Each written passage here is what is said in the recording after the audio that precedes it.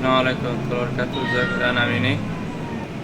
بعد غياب طويل طبعا النهاردة جاي لكم بفيديو جديد ان شاء الله يعني. تمام. طبعا يا جدعان النهاردة هاخدكم معايا المكان ممكن الناس كلها تكون عارفاه او كل الناس عارفاه يعني، بس السبب اللي احنا رايحين عشانه محدش يعرفه او نادر لما حد يكون عارفه. عموما لو نوصل هنعرف المكان وهنعرف رايحين ليه. بس دلوقتي الساعة لسه ما جاتش 5 الصبح. الساعة دلوقتي 4:37 بالظبط يعني الصبح. أنا حبيت يكون فلوج سريع صواحي كده أعلمكم ازاي نروح المكان ده، ايه طرق المواصلات اللي احنا بنركبها. طبعا زي ما انتم عارفين يوم الجمعة مفيش أي مترو، تمام، فاحنا بنستخدم الباص بس، تمام، كارو باص بنستخدمه بس. فبنضطر ان احنا نركب محطتين أو نركب خطين مختلفين عشان نوصل للمكان اللي احنا رايحينه، تمام. فزي ما انتم شايفين دلوقتي يا جدعان احنا راكبين اول باص، تمام، اللي هو اول خط هيودينا لحد محطة الباص الرئيسية، وهنغير بعدها من خط لخط، تمام، يعني نركب باص تاني هيودينا على المكان اللي احنا رايحين له. يعني طبعا ما فرقش على المترو بأي حاجة، سعره يعني ما فرقش. هو المتر 3 ريال، المترو بريالين، يعني مفيش فرق كبير يعني. زي ما شايفين يا جدعان الباص اهو، الدنيا هادية أوي وفاضية على الصبح كده. عموما هو بيكون يعني هادي تقريبا يعني، فبجد يعني الخدمة نظيفة جدا والباص حاجة نظيفة جدا. وحتى ده باص كهربا كمان يا جدعان، يعني هادي جدا كده متحسش بحاجة أصلا يعني. زي ما انتم شايفين في شاشة قدامك كده بتعرفك انت فين بالظبط، بتعرفك الساعة، يعني دلوقتي الساعة 44 دقيقة، تاريخ، وانت ماشي فين ورايح على فين، رقم المحطة وكل الكلام ده يعني. طبعا احنا هننزل في الغرافة باص ستيشن، تمام، هي المحطة الرئيسية اللي قريبة مني، هي محطة الغرافة الباصات. طبعا يا جدعان المحطة هناك اهي، احنا على طول بندوس هنا على زر الستوب ده يا جدعان. صار عنده ان انا عملت ستوب ويقف دلوقتي، تمام، عشان ننزل. زي ما انتم شايفين يا جدعان الدنيا الصبح اهي، تمام، لسه الدنيا شروق يعني. ف متنسوش الاذكار، والنهارده جمعة بالذات سورة الكهف يا جدعان، وربنا يتقبل منا منكم صالح الاعمال ان شاء الله. في دنيا وعالم كبير اوي، المكان يعني بجد حلو ونضيف مرتب يعني، تمام. فزي ما انتم شايفين البساطة اهي، تمام. الباص اللي احنا رايحين له دلوقتي هو تي 606، تمام. الباص ده هيودينا على المكان اللي احنا رايحين له، والغالبا لو حد يعني عارف في الباصات وكده فهيكون عارف احنا رايحين فين. هون يعني مش سر يعني، هتعرفوا كمان شوية بس، تمام. طبعا يا جدعان ده المكان الرئيسي اللي جوه المحطة، تمام. تخش هنا بقى تلاقي في مصلى عايز تصلي، في حمامات، في برضه خدمات كنت تشتري حاجة من جوه وهكذا يعني. فالدنيا مظبوطة الحمد لله ما شاء الله يعني. معنا يا جدعان الباص اللي احنا بنتكلم عليه هنروح دلوقتي، يلا بينا. طبعا يا جدعان دلوقتي ركبت المحطة الباص التاني، وهوريكم بقى الدنيا دلوقتي عاملة ازاي. فيلا خليكم مع المشهد ده.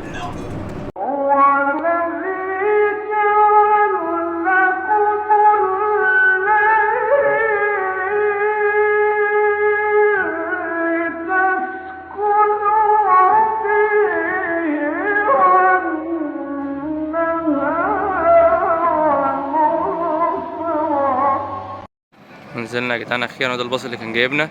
طبعا زي ما انتم شايفين انتوا عارفين احنا رايحين فين دلوقتي بقى، رايحين سواق، تمام. بنزلنا جنب مشيرب او في مشيرب يعتبر يعني، هي مشيرب، محدش يعرف مشيرب معروفة اكيد يعني. المهم يعني هنخش من هنا على سواف ان شاء الله، باذن الله هوريكم احنا رايحين على ايه في سواف بالظبط. طبعا يا جدعان دلوقتي سواف كل يوم جمعة الصبح بدري بيكون في كده زي مزاد او حاجة شبه اجواء مصر في العراق بالذات، اللي هي الاسواق زي اسواق شعبية، وحتى اسواق الشعبية في اي حتة في مصر يعني، اللي هي بيكون فيها حيوانات بالذات. هنا حيوانات بس يعني بيكون فيها الحيوانات.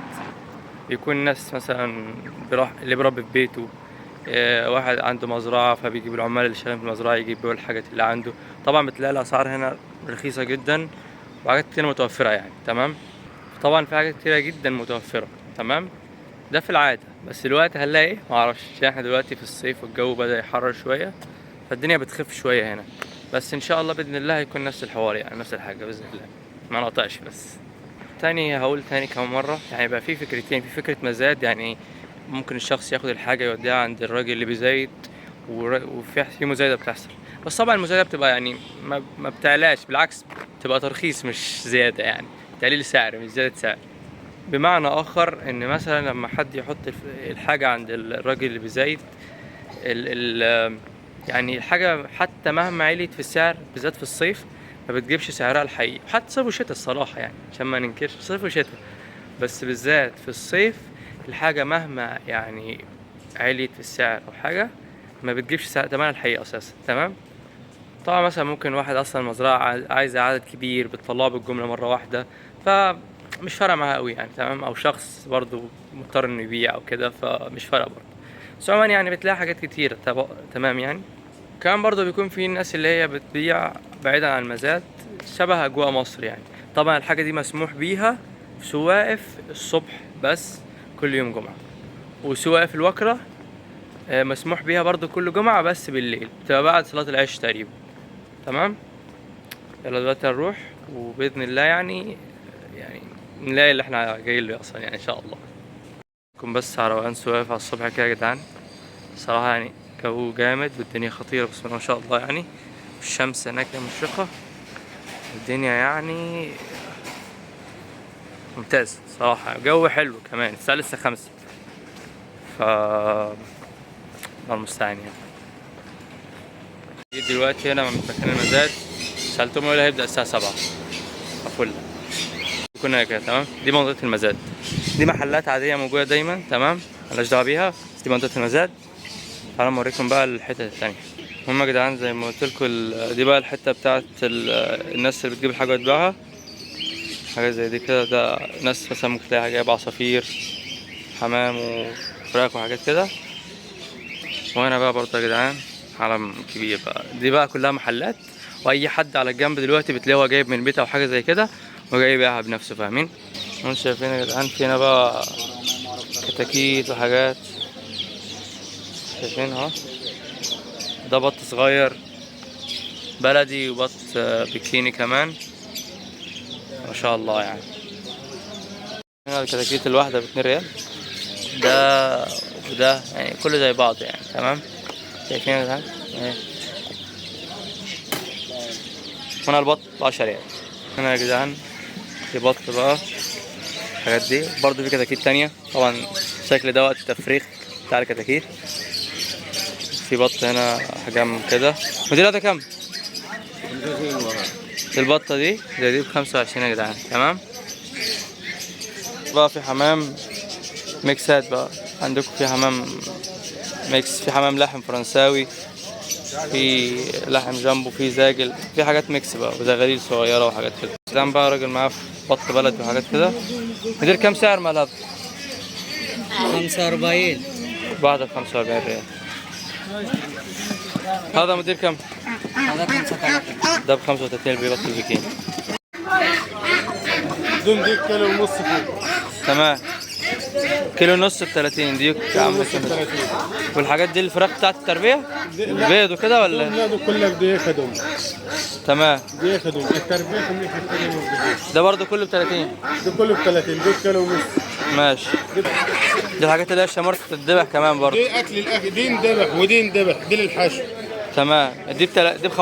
دي ب15 ودي الجوز ب15 ودي الفرق 3 ريال الجامبو ودي الحبة على 30 ريال من بعد 40. ان شاء الله. شوف بس البطة طعمها عملت حاجات مصر ولا ايه؟ طبعا. مدير هذا كم؟ هذا ايه 150 ان شاء الله. كم كيلو يجي هذا؟ تقريبا 6 كيلو ان شاء الله او اكثر. هذا ديك كم يجي سعر؟ ان شاء الله. جدعان الديك ده اغلى من الرومي. تمام. ده بقى يا جدعان لو حد ياخدهم كلهم ب30، بس هياخد الفردي بقى ينقي كده براحته، والواحده ب35 ريال مصري. هذا بيض بلدي كم؟ 15. اوكي. 30 بيضه صح؟ بصوا يا جدعان، دي الحاجات اللي بتخش في المزاد بقى. تمام، شايفين في بقى فراخ زينة وبغوات وحاجات حمام وقطط، حاجات كتير بتخش المزاد يعني. تمام، زي ما انتم شايفين.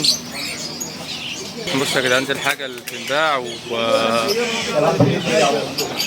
هنظام المزاد بقى.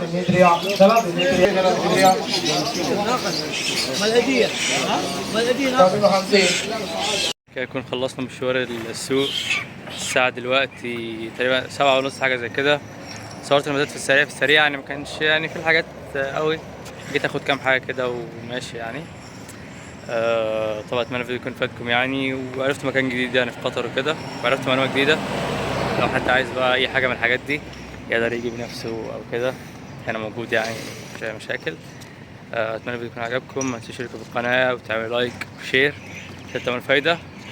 وان شاء الله انتظروا محتوى اقوى بكتير ان شاء الله في المستقبل، الساعة واحدة كده وربنا كريم ان شاء الله.